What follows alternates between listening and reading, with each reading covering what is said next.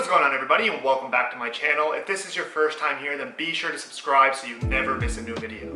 In today's video, I want to address what's really holding you back from achieving the results that you want to see and ultimately your goals. There's a lot of information out there, and unfortunately that can cause a lot of confusion to understand what to believe and what not to believe. That's why I want to give you these 5 tips. I'm only keeping it extremely simple so they're easy to follow, and honestly these are really great guidelines to follow no matter what kind of goal you're looking to achieve, no matter if that's weight loss or building muscle or just a general lifestyle improvement. I guarantee that if you guys follow these tips and apply either one or a combination of all 5, I guarantee you'll see the results much faster and you'll have no problem achieving your fitness goals. Alright, so now moving straight into tip number 1, and that's going to be really clear and develop specific goals and attach a deadline to it. The number 1 mistake that people do make is they kind of have a general goal, they have an idea of what they're looking to achieve. So if we just use the example of weight loss being a very common one, the goal is weight loss, but that's not specific enough. You need to have a detailed plan on how you actually plan to get there. And why is this important? Because eventually, if you kind of take the long-term approach and just think about the big picture of, let's say you want to lose 30 pounds, that's going to become very overwhelming and you're not going to know how to do it, or you're not going to be able to evaluate your progress as you kind of progress towards that goal. So without having that benchmark, without breaking it down and being specific on what you're looking to achieve, sometimes it can be really unrealistic. So I think that's the number 1 thing, is to make sure you have a clear idea of what you're looking to achieve and work backwards. So taking that weight loss example, let's say you want to lose 30 pounds and you want to lose maybe 10 pounds a month, then work backwards from that 30 pounds and say, well, I want to lose 10 pounds a month, and then that would actually be around 2.5 pounds a week. And how do I plan to do this, which is the most important part? You need to have an action. Without an action part of the goal, then a goal is really just a goal, and achieving it is going to be far less likely. So yeah, that would be the number 1 thing. So how do you plan to achieve it? Make sure you figure that out, whether that be in a diet related thing. Do you plan to reduce calories? Do you plan to increase your exercise? Do you plan to do both? Or maybe you plan to actually contact a fitness professional to help you, whether that be an online coach or maybe a nutritionist, somebody who knows that's able to give you that support, that's able to kind of give you the knowledge that maybe you're missing to do so. But I think that that's the number 1 reason why people just don't achieve their goals in general, is that they have a very vague goal and they don't really take the time to actually write it down and be very specific with what they're looking to achieve. And that can give your training and your nutrition and everything a direction. If you're using a muscle building thing, like, are you going to be cutting? Are you going to be bulking? How long are you going to be bulking for? It's very common to see people bulking and they end up putting on more weight than they want, and then they kind of have nowhere to go and they're not sure what to do or what's next. So I think that if you establish those guidelines that you're going to bulk to a certain point, and after that you do have a plan in place, then I guarantee you'll be a lot less stressful and you'll be able to have a specific goal. And I know this is going to sound silly, but for me this was a really important thing that kind of allowed me to be motivated every single day and to kind of make sure that I was constantly reminded of what my goal was. And like I said, it's going to sound silly, but write it down on a piece of paper and tape that piece of paper to your fridge. The reason why is because every time you enter your kitchen, you're going to see that. And if your goal is weight loss, that's probably what's going to happen, is you're going to end up wanting to cheat on your diet, or you're going to be reaching for the fridge. So if you do have that on there, you're going to be far less likely and you're going to reflect back on why those goals are important to you. And it's going to be a constant reminder, and I guarantee you'll start to get mad at the piece of paper and wanted to take it down. But I promise you, if you leave it up, you're going to be constantly reminded, and that has really helped me for kind of when I lost a bunch of weight. That was the number 1 thing that I did, was I had a daily reminder to why I wanted to achieve that goal, and I just put it around different places in my house. You have to be specific and you have to know what you're looking to achieve, and you have to create a plan that's realistic for doing so. Moving on to tip number 2, and that's going to be to track your calories. This is extremely important. I find that this is the most common thing that people don't do, and they're wondering why they're not losing weight or why they're not building muscle the most optimally. You need to have an idea of what you're eating each day. You need to be having an understanding, are you in a deficit? Are you in a surplus? How is your weight change responding to the amount of calories that you're consuming? And it really makes it extremely easy nowadays with all the apps that are available. I currently go between MyFitnessPal MyFitnessPal and Lose It. Those are two of my favorite apps. But I mean, I have tracked old school calories as well, just writing it down on a piece of paper. But I think that you need to track calories if you are looking to achieve your goal. It can be extremely difficult once your progress stalls to understand which direction to go. So without those logs, without making those changes in the kitchen and knowing exactly what you're consuming, it's going to be extremely difficult. And I think another thing is that when you're tracking your logs, it's very important to evaluate your food choices. For example, if you're looking to build muscle, are you really getting enough protein? A lot of people might think they are getting enough protein until they start tracking it and they realize that they're not even close to where they thought they were. And that's we do all know that's very important for building muscle and losing weight as well, and just general overall health. But if your primary goal is building muscle, you want to make sure that your protein is definitely up and it's definitely in check. And from a weight loss standpoint, it goes as well with protein. Protein helps keep you fuller. It has the highest thermal effect of food, so you're going to be able to kind of burn more calories from consuming it. And another thing is that from a weight loss thing, you want to make sure you're prioritizing nutrients that are extremely high in fiber that will allow you to keep you fuller longer, and really avoid simple sugars, because those are going to really make you hungrier and they're not going to stay with you as long. So I would definitely opt for a lot more complex carbs, but without having an understanding of tracking your calories and understanding where your food choices are coming from. Maybe your diet is filled with fats that you could eliminate and replace with more satiating carbs, or maybe you are not eating as much as you thought for lunch and you need to up your daily protein intake. I think it all starts in the kitchen, so I highly recommend everybody, no matter if your goal is weight loss, building muscle, or just making a general lifestyle improvement, that you start tracking your calories. Download the app. You can also reach out to me if you want to leave in the comments. I'll have no problem helping you, direct you in the right direction. But it's extremely easy. All you got to do is scan your foods. You got to understand how to read food labels and really kind of weigh up your food. But that's a process, and as you learn that, everything does become easier. But in order to start any type of fitness goal, like I said, it all starts in the kitchen, and it all comes down to your calories, and are you eating in a surplus or are you eating in a deficit?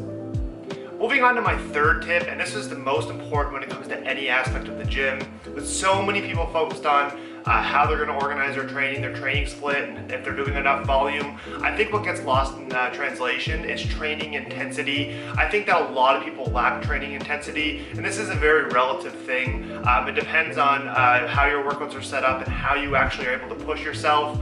I think the most obvious way to help with training intensity is to have a training partner. But if you're anything like me, I don't normally train. I normally train alone.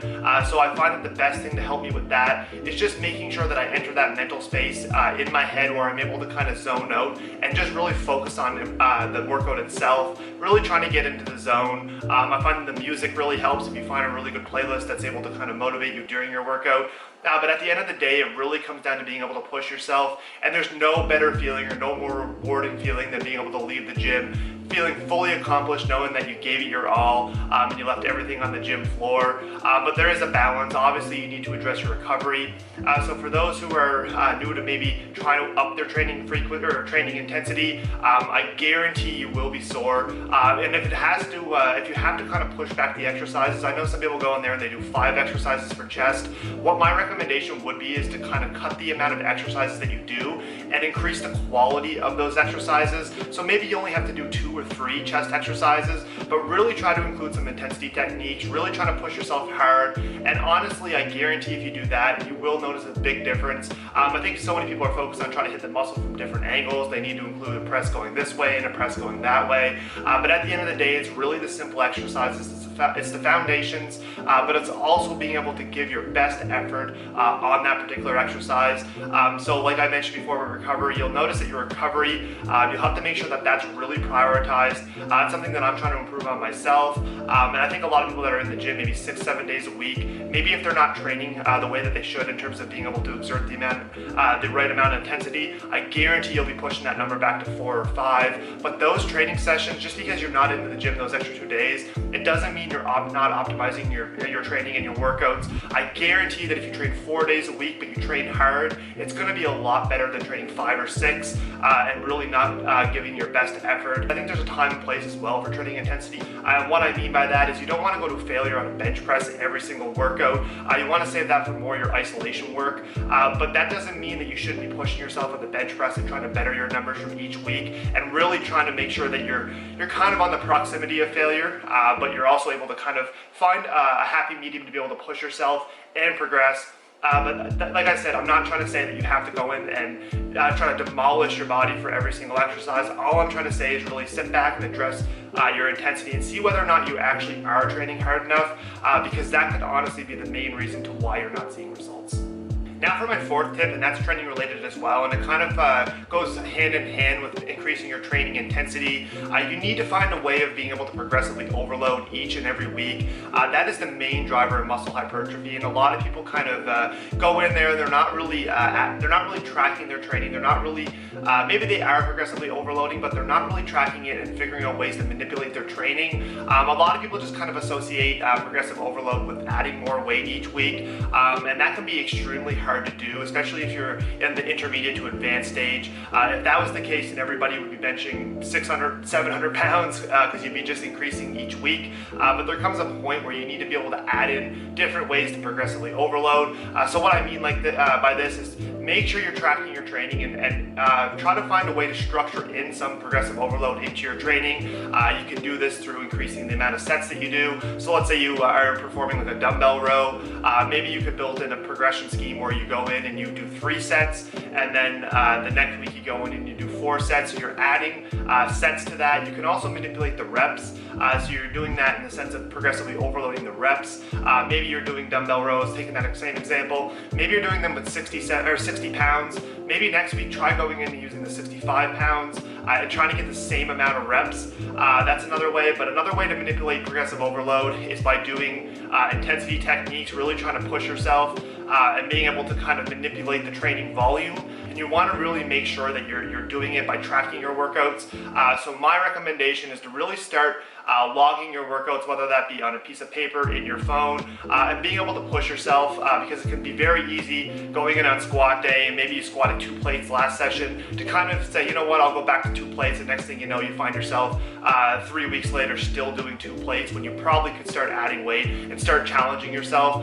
So I think that goes hand in hand with being able to train hard, is you need to be able to progressively overload, because as you overload, it's going to kind of gradually increase your training intensity. And I think that's, if you're doing like a training intensity phase, I think it's very smart that you reduce volume, because if you are progressively overloading and your goal is to add weight, and you are doing it high intensity techniques, maybe like drop sets, maybe partial reps and stuff like that, you're not going to be able to do the same amount of volume. So I think you need to pick one or the other and really focus on it. Are you doing an intensity phase where you're focused on progressively overloading in that aspect by including like different drop sets and trying to take everything to kind of relative to failure, not everything to failure, but are you trying to really focus on the intensity aspect, pushing yourself hard during each exercise, or are you trying to do a volume phase where you're trying to be able to kind of bump the reps up, try to increase your sets, try to increase your volume? But yeah, at the end of the day, it comes down to progressively overload, and your ability to track it is extremely important. And I guarantee that if you guys apply progressive overload to your training in some form or some aspect, try to make it harder every time you go in, you guys will definitely see the results. And another thing for those who are interested in bodybuilding isn't trying to make the movement easier, it's trying to make the exercise harder. You want to be able to find ways to challenge yourself. So it's not always about increasing the amount of weight that you're doing, it's about increasing the same exercise but trying to find a way to make it more difficult. So I just wanted to add that in. But yeah, that would be my fourth tip, is to really try to make sure that you're having some type of progressive overload in your training and that you're tracking it. Now moving into my final tip, and this is another one that a lot of people get caught up on, but for good reason. It has a lot to do with your performance, and that's making sure that you're maximizing your nutrition around your workouts. This is something that I've been working on myself, but making sure you're really getting a good pre-workout meal. If you need something during your workout, I personally like to sip on Gatorade. I just find that's really good for electrolytes, but if you can get the zero sugar stuff, it has very minimal calories. But also, if you do want those carbs or you do want those calories, definitely opt for like something that has a little bit of sugar in it. If you're looking to kind of experiment with that, I highly encourage it. I find that it's really good for like leg day. But yeah, I think that maximizing your nutritional strategies, making sure you're having a good pre-workout meal. I personally like to go with egg whites because it's fast digesting. I normally train an hour after I eat, so I go with kind of egg whites. I find that does me well. And I also go with oatmeal. I just find that it stays with me longer. And that's kind of normally normally my pre-workout meal, but find something that works for you, something that you're able to consistently do. That's the big thing from a performance standpoint, but also from a nutritional consistency standpoint as well. We do all know that in order to kind of lose weight or gain weight, it all comes down to calories in, calories out. That means that the most important thing you should focus on is your total calories. But I think taking it a step further, especially for those who want to really kind of improve their physique, whether or not they're planning on competing in bodybuilding or they're really looking to optimize their muscle building potential, then it does come, these nutritional strategies do become important. So then after your workout, you want to make sure that you're getting a good meal in. I think that if you have a really good pre-workout meal, then the importance of your post-workout meal, I'm not saying it's not important, but a lot of people think that they need to get their protein shake into them within 30 minutes of their workout or an hour. You're really in not that much of a rush. You actually are able to kind of keep your protein synthesis levels are kind of elevated because you had the protein before your workout. So muscle breakdown is not going to occur as fast as a lot of people think.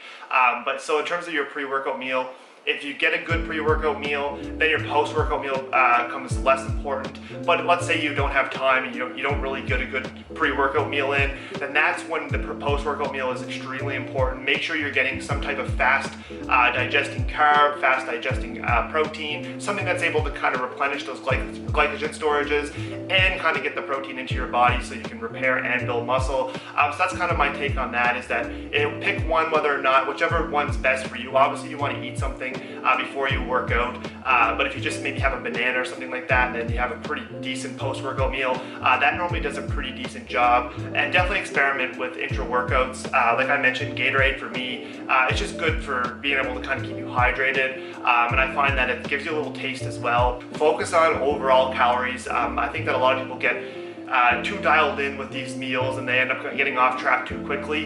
They can become discouraging. So I think that you need to focus on calories in, calories out, but if you do want to take it to the next level and you do want to make sure that you're optimizing every aspect of your training, then start to hone in on your pre and post-workout meal. I'm going to be planning on doing a video on that as well. I'm going to be doing pre-workout, during the workout, and also a post-workout nutrition video, so you can definitely look out for that. I'm going to give you guys some awesome options to include as a part of those meals, but that would be my final strategy, is to make sure that you're really optimizing that, because as you get more advanced and as you start to move into the intermediate stage, those things can make a big difference for really getting you the results.